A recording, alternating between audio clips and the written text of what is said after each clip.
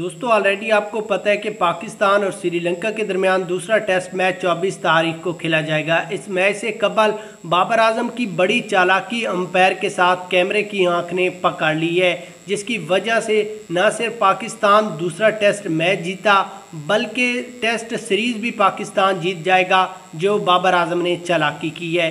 सबसे पहले आपको वो चालाकी आपको बताते हैं। उससे पहले वीडियो को लाइक करें, चैनल को सब्सक्राइब करें और कमेंट्स में बताइए कि क्या दूसरा टेस्ट मैच पाकिस्तान जीत जाएगा या नहीं।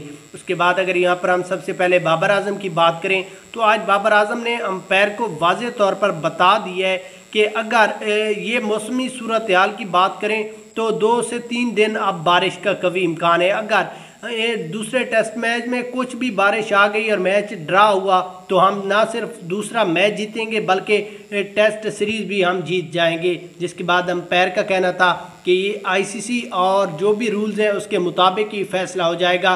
मैच से कबल हम इस तरह का कोई भी फैसला ना करते हैं और ना ही आपको बताते हैं। जिसके बाद बाबर आजम का कहना था कि अगर बारिश आ गई, मैच ड्रा हो गया तो ज़्यादा चांस है कि हम ये मैच जीत जाएंगे। आप बताएं क्या बारिश आएगी?